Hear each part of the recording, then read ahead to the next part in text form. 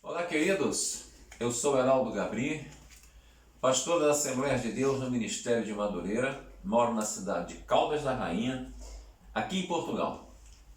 Graças a Deus é mais um vídeo que o Senhor nos concede, mas é claro, antes de começar o vídeo propriamente dito, preciso pedir a você que ainda não é inscrito em nosso canal, que faça a sua inscrição.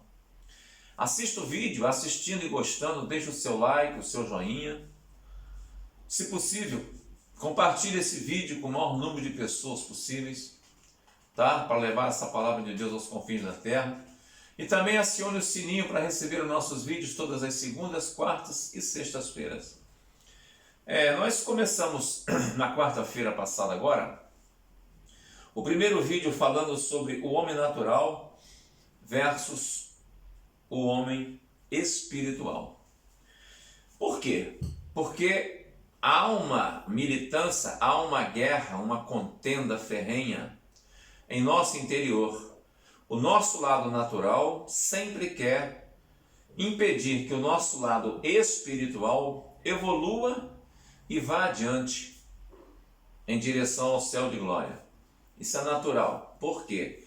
Porque nós somos servos de Deus, nascemos segundo a palavra de Deus, o Senhor nos deu a vida, o Senhor soprou em nós o fôlego da vida, nós temos um espírito, uma alma e um corpo.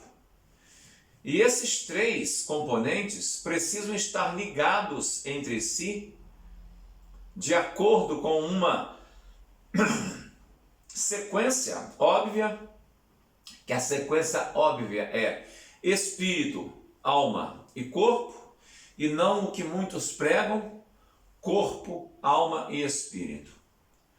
Porque enquanto for corpo, alma e espírito, nós vamos primeiro valorizar todo o nosso corpo físico. Não estou dizendo que com isso nós temos que negligenciar o nosso corpo físico. Não.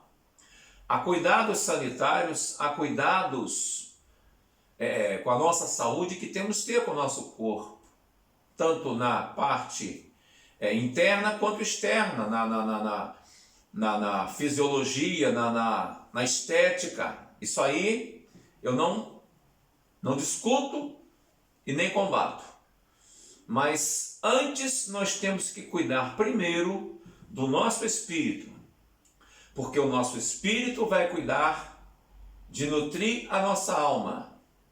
E uma alma bem nutrida, ela vai direcionar bem todo o nosso corpo. Mas existe a parte natural que é contra essas coisas, que prefere cuidar primeiro da estética, depois da alma, para depois do espírito. Isso não funciona para Deus. Não funciona. Mas vamos dar continuidade ao que nós começamos a falar no vídeo passado. Falamos primeiro que o homem natural não tem a mente de Cristo. Hoje nós queremos falar sobre o homem espiritual. E dizer o seguinte, que o homem espiritual é aquele homem que tem a mente de Cristo. O homem espiritual é um cidadão do céu. Filipenses capítulo 3, versículo de número 20 nos diz sobre isso. Ele é peregrino neste mundo. O homem espiritual é um peregrino neste mundo. Tá lá em João capítulo 17, versículo 16. Ele é espiritual não porque possui algo de especial em si mesmo, mas porque ele recebeu o Espírito Santo, que é o Espírito de Deus. Eu quero falar esse assunto, mas eu quero ler com você no Evangelho de João. A gente fala Evangelho de João porque está escrito dessa forma, mas o Evangelho, na realidade, é de Jesus Cristo. Escrito pelo evangelista João. Capítulo de número 3. Começa no verso 1 dizendo o seguinte: E havia entre os fariseus um homem chamado Nicodemos, príncipe dos judeus. Este foi ter de noite com Jesus e disse-lhe: Rabi, bem sabemos que és mestre, vindo de Deus, porque ninguém pode fazer esses sinais que tu fazes, se Deus não for com ele. Verso 1 e 2. Olha que interessante. O homem era mestre entre os judeus. Era príncipe dos judeus. Isso quer dizer que ele tinha, acima da média, ele tinha uma posição muito importante. Uma influência muito grande. E talvez por esse motivo, para não ser censurado, talvez para não ser, eu não sei, interpretado de outra forma por alguém, ele procurou Jesus à noite. Digamos, entre aspas, por entre as sombras, para não se dar a conhecer pelo resto da população. Mas o Senhor Jesus não se preocupa com isso. Verso 3. Jesus respondeu e disse: na verdade te digo, que aquele que não nascer de novo, não pode ver o reino de Deus. Eu fico imaginando que ele deve ter franzido o senho, a testa, e ficado curioso. Poxa, peraí, nascer de novo? Olha o que ele fala no 4. Disse-lhe Nicodemos: como pode um homem nascer sendo velho? Ele pensando em si próprio. Pode, porventura, tornar a entrar no ventre de sua mãe e nascer? No verso 5, Jesus respondeu: na verdade te digo, que aquele que não nascer da água e do Espírito, não pode entrar no reino de Deus. Verso de número 6. O que é nascido da carne é carne, o que é nascido do Espírito é Espírito. 7. Não te maravilhes de ter dito: necessário vos é nascer de novo. O vento assopra onde quer e ouves a sua voz, mas não sabes de onde vem, nem para onde vai. Assim é todo aquele que é nascido do Espírito. Verso 9, Nicodemos respondeu e disse-lhe: como pode ser isso? Jesus respondeu e disse-lhe: tu és mestre em Israel e não sabe isto? Verso 11, na verdade te digo, que nós dizemos o que sabemos e testificamos o que vimos, e não aceitais o nosso testemunho. Se vos falei de coisas terrestres e não crestes, como crereis se vos falar das celestiais? Ora, ninguém subiu ao céu senão o que desceu do céu, o Filho do Homem que está no céu.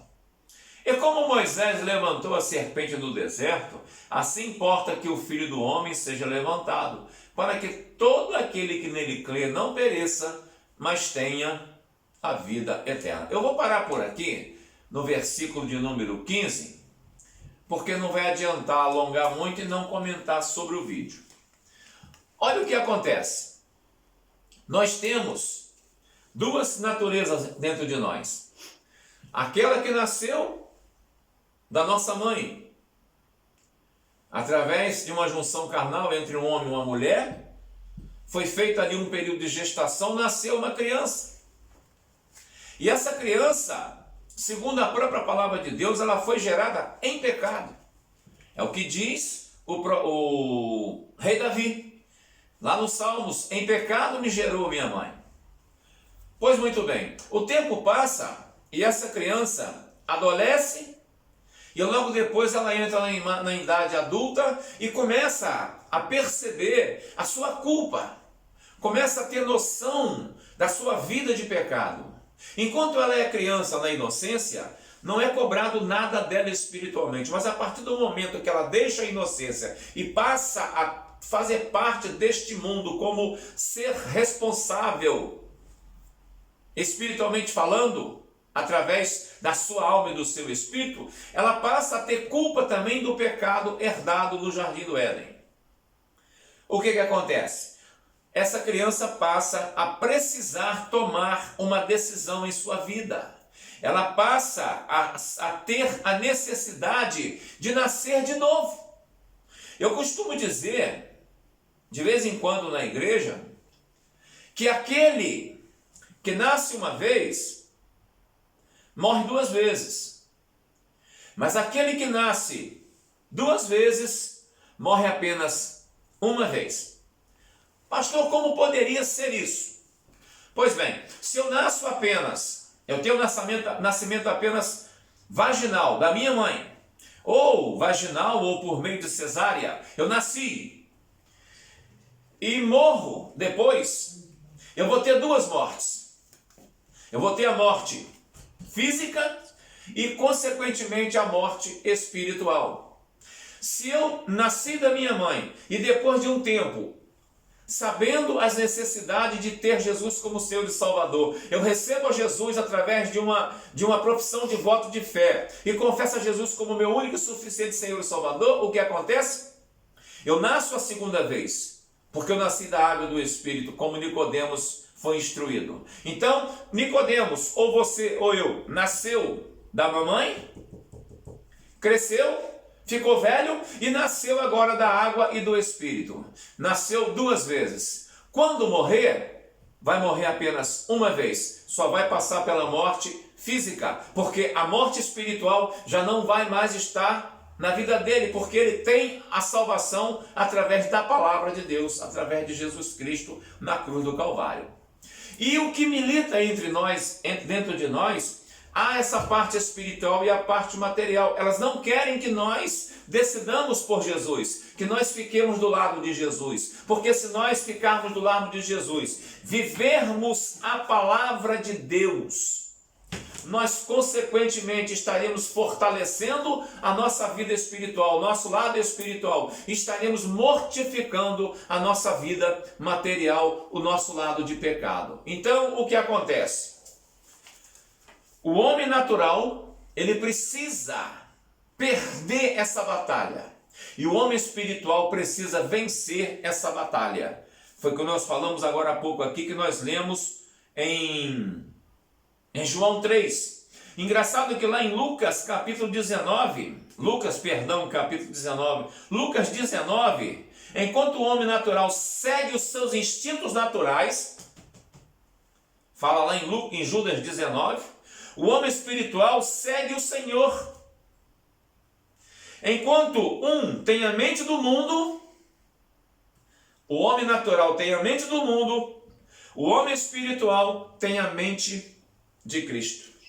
Enquanto um não aceita e até odeia as coisas do Espírito, o homem espiritual gratamente recebe e entende e deseja as coisas do Espírito.